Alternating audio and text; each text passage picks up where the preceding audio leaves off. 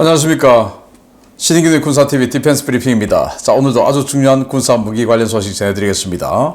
정말 놀라운 뉴스가 미국에서 나왔어요.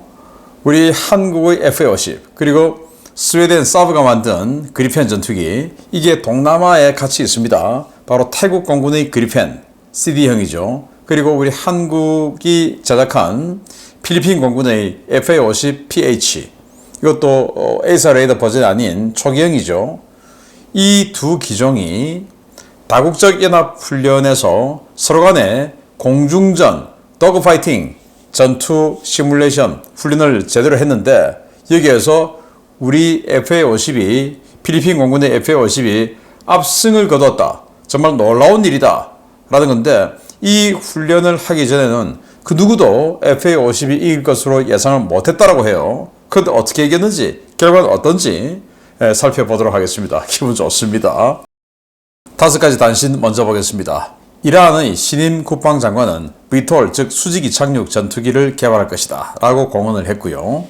여기서부터 우크라이나가 밀8 기동 헬기로 공중 초계를 하고 있는데, 샤헤드 드론, 러시아가 쏜 드론이죠. 이걸 격추하는 동영상이 공개됐습니다. 보겠습니다.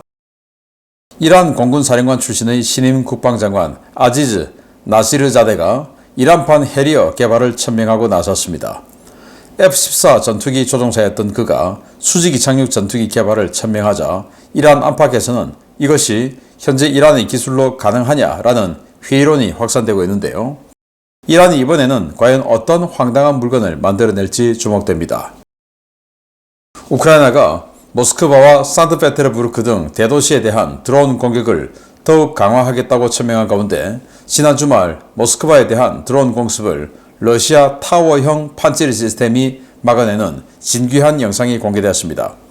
타워 위에 판찌리를 올려 탐지 능력을 크게 강화했다는데 확실히 효과가 있는 것 같습니다. 미 공군의 트러블 메이커 KC-46A 페가수스 공중급유기가 또 사고를 냈습니다. 조 바이든 미국 대통령 캘리포니아 방문 일정에서 전투 공중 초계 임무를 수행하던 F-15E 전투기에게 공중급유를 하던 중에 급유용 붐이 기체에서 분리돼 추락하는 초유의 사건이 발생했는데, 미 공군이 정확한 사고 원인 조사에 들어갔습니다. 미국이 우크라이나에 제공한 M1A1SA 전차 31대 가운데 20대 이상이 파괴됐다는 소식입니다. 우크라이나는 전차의 방호력 강화를 위해 폭발 반응 장갑을 붙이고 있지만, 코넷 대전차 미사일은 물론 일반 자폭 드론의 공격에 속수무책으로 당하고 있어 에이브람스 전차의 생존성 부족에 대한 비판이 커지고 있습니다. 극심한 방공무기 부족에 시달리고 있는 우크라이나군이 밀8 기동 헬기를 드론 요격용으로 사용하기 시작했습니다. 우크라이나군이 밀8 기동 헬기의 도어건으로 샤헤드 136 드론을 격추하는 영상을 공개했습니다. 네, 이란 신임 국방장관이 이란판 해리어 만들 거야 라고 했는데, 수직이 착륙 전투기를 만들겠다라는 거죠. 그래서 지금 우리 한국의 HD 현대중공업이 만들어줬던 화물선을 개조해서 지금 샤헤드 바게리라는 항공모함 만들고 있는데, 뭐 그런 데서 운용하려고 하는가?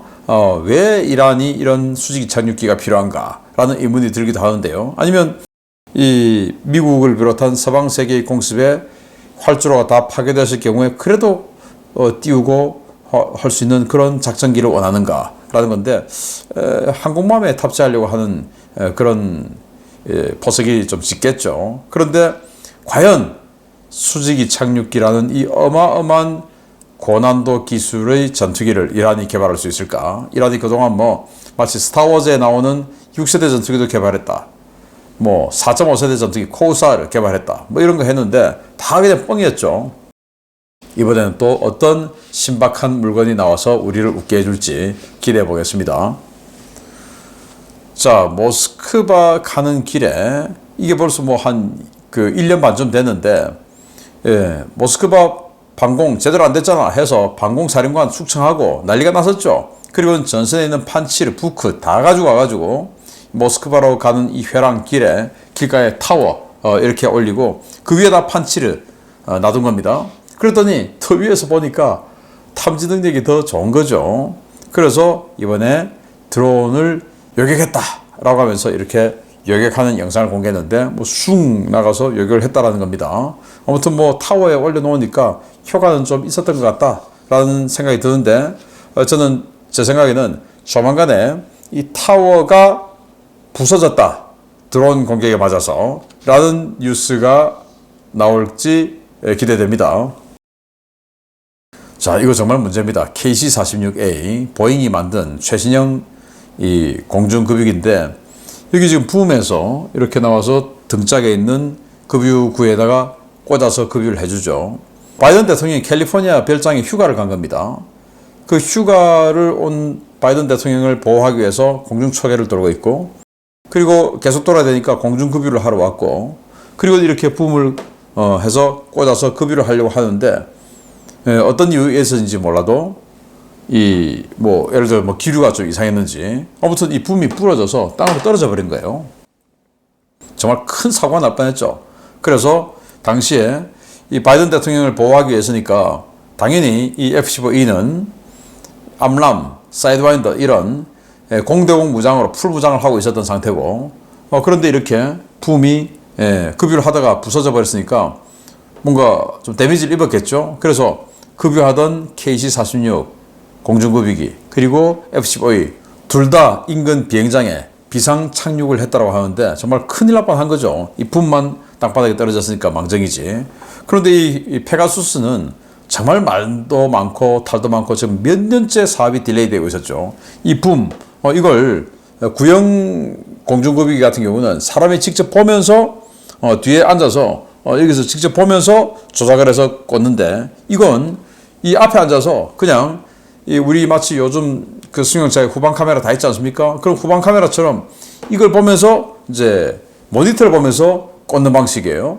그런데 실시간으로 사람이 눈으로 그냥 직접 보면서 조작해서 꽂는 거하고 그냥 모니터 보면서 하는 거하고 이 시간차가 존재했는지 여태까지 그거 수리하느라고 오류 조정하느라고 몇 년을 딜레이 했는데 이제 됐다라고 해서 했더니 이런 식으로 또 사고가 난 겁니다. 자, 공중급유기 사업 제대로 갈 수 있을지 불안한 사업입니다. 보잉 정말 안팎으로 큰일 났습니다. 자, 우크라이나 군이 쓰고 있는 M1A1 SA 전차 31대 받았죠, 미국으로부터. 여기에 상부, 측면, 완전히 폭발 반응 장갑, 덕지덕지 도배를 했음에도 불구하고 31대 중에서 3분의 2, 20대 정도가 파손됐다, 파괴됐다라는 거예요. 그런데 이건 파괴돼도 끌고 올 수도 없어요. 너무 무거워서. 이걸 끌고 올 수 있는 수단도 없어요. 그냥 끝난 겁니다. 그리고 끌고 와도 해결할 수도 없어요. 왜? 이 M1 전차는 미국으로 보내서 정비를 해야 되는데 갈 수가 없죠. 그래서 그냥 끝났다라는 건데, 저는 이거 보고 좀 안타까운 게, 그러면 우리나라 K1 전차, K1 그리고 K1A2 이런 전차들은 베이비 M1 전차라고 했는데 M1도 이렇게 파괴되는데 M1의 열화 버전인 우리 K1은 어떻게 될까? 큰일 났다라는 생각이 드는데요. 여기에 대해서 제가 심층적으로 분석을 한번 국방TV에서 해보도록 하겠습니다. 자, 우크라이나가 밀8 헬기에서 이렇게 사이드건으로 여기 사이드 드론이 있습니다. 투두둑 해서 격추하는 동영상인데요. 이걸 공개를 했고, 우크라이나는 드론으로 러시아군의 밀8 헬기를 격추해버리죠. 가서 받아버리죠. 그런데 우크라이나군은 밀8 헬기로 드론을 격추한다. 서로 어떻게 활용하는 게 이렇게 반대입니까? 자, F-52이 어떻게 그리펜을 무찔렀는지 보겠습니다. 지난 7월 호주에서 실시된 피치블랙 훈련에서 상당히 충격적인 훈련 결과가 나왔다는 소식입니다. 필리핀 공군의 FA-50PH 전투기가 태국 공군의 JAS-39C 그리펜 전투기를 상대로 승리했다는 소식인데, 사실이라면 파장이 꽤 클 것 같습니다. 7월 12일부터 8월 2일까지 호주 다윈에서 실시된 다국적 연합훈련 피치블랙에서 FA-50PH 전투기가 JAS-39C 그리펜 전투기와의 공중전에서 10대 7 스코어로 승리하며 우월한 성능을 과시했다고 밀리터리 워치 매거진 등 복수의 방산 전문 매체들이 보도했습니다. 이번 훈련은 피치블랙 훈련을 계기로 필리핀 측이 요청한 기회 훈련이었던 것으로 전해졌는데요. 전투기 도입 후 처음으로 해외 군사 훈련에 나간 필리핀 공군 FA-50PH 전투기들은 연합훈련 경험이 풍부한 태국 공군 그리펜 전투기에게 한 수 배운다는 각오로 훈련에 임했습니다. 훈련은 조종사의 기량이 매우 중요시되는 근접 공중전 시나리오로 진행되는데요.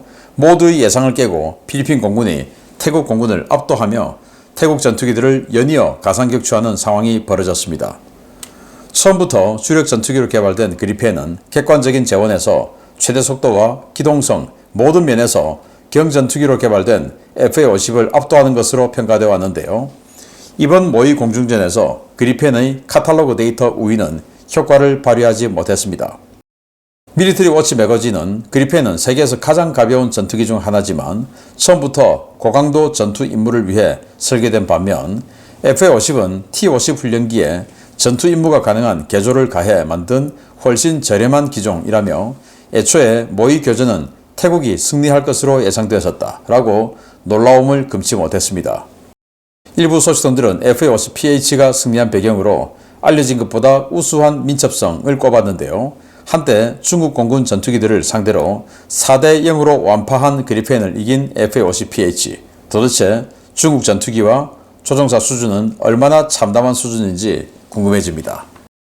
네, 필리핀이 이번 피치블랙 훈련이라고 하는 이 다국적 훈련에 처음으로 해외 원정 훈련에 전투기를 보낸 거예요. 그래서 12대 있는 FA-50 중에서 큰 맘 먹고 6대를 보낸 겁니다. 대규모로 보낸 거죠. 여기에서 태국 공군의 그리펜도 왔는데 그 그리펜이 중국 공군의 J-11, J-10 이런 전투기들하고 연합 공중전 훈련을 많이 했어요. 그러면 중국 공군 전투기와 연합훈련에서 4대 0의 압도적인 우세를 보였던 그리펜하고 또 전투를 해보면 중국 공군하고의 비교가 되는 거죠. 왜? 필리핀은 지금 중국 공군하고 이 스카보로 암소 일대에서 공중전 붙을 수도 있는 거 아니겠습니까? 그래서 필리핀의 요청으로 이 훈련이 이루어졌다라는 건데, 자, 여기 보시면 이 아래에는 까보르 이탈리아 항공모함이 움직이고 있고 그 옆에 싱가포르 포미더블로 보이는 이런 군함도 있어요. 호주 공군의 이 공중 조기 경보 통제기 뒤로 호주의 F-18 슈퍼 호넷, 그리고 또 미국의 F-35, 그리고 여기는 이탈리아의 유로파이터네요.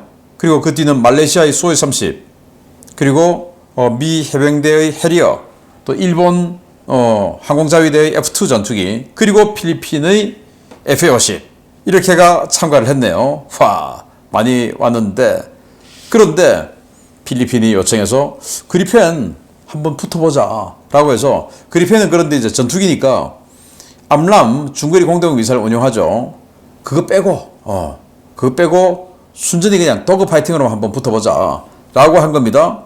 그리펜은 아시다시피 F-16에 대항하기 위해서 만든 F-16 클래스의 전투기다 라고 스웨덴이 주장했던 바로 그 전투기고, J-11, J-10 등 중국 전투기와 여러 가지 시나리오를 부여해서 한 공중전에서 모든 시나리오에서 다 이겼어요. 그래서 이 태국 그리펜들이 공격해 들어갈 때 중국이 방어하는 거, 중국이 공격해 들어온 것을 태국이 방어하는 거, 또 장거리 공중전, 또 근접 공중전 다 했어요. 다 그리펜이 다 이겼어요.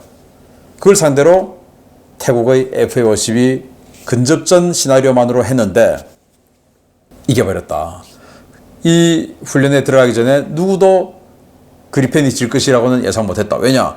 원래 전투기로 만들었고 필리핀의 FA-50은 훈련기를 좀 더 개조해서 만든 전투기인데 이게 상대가 될 수 있냐? 가격도 그리펜이 2배 이상 비싸고 그런데 상대가 되겠냐? 라고 했는데 의외로 굉장히 민첩해서 이겼다. 또 이제 이길 수 있었던 것은 이 태국의 그리펜에도 사이드와인더 9X가 없어요.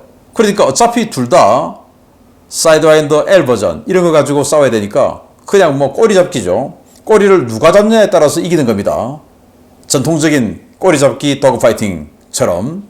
그래서 필리핀 공군의 FA-50이 꼬리를 더 많이 잡아서 이겼다는 겁니다. 그 말은 뭐냐? 기동성이 더 좋더라, 민첩성이 더 좋더라 이 말인 거죠. 자, 그러면 그리펜은 9G까지 기동할 수 있고 우리 이 FA-50은 뭐 7G 이거밖에 안 되는데, 자, 카탈로그 데이터 성능은 데이터 성능일 뿐이고 순간적인 가속 뭐 이런 것들이 더 좋았을 수가 있죠. 자, 이런 것들이 이제 화제가 되어서 소문이 퍼지면 야, FA50 이거 가지고 되겠냐? 라고 하는 그런 망설이던 국가들이 야, FA50도 괜찮다고 하더라. 저기다가 지금 이 에이서 레이더 해서 사이드와인더 9X 이 정도만 갖다 붙이면 이건 뭐 근접 공중에서는 더 이상 더할 나위 없이 그냥 최고야. 라는 소문이 퍼지겠죠. FA50 블락 20 폴란드, 말레이시아가 사는 그 버전 그 가치를 이제 전 세계에 완전히 홍보해버리는 이런 계기가 마련됐고 이걸 보도한 게 밀리터리 워치 매거진인데 미국 언론이에요. 미국 언론에서 깜짝 놀란 이런 상황이었는데 와 기분 좋습니다. 이게 전 세계로 소문이 확 퍼지기를 기대합니다. 마치겠습니다. 감사합니다.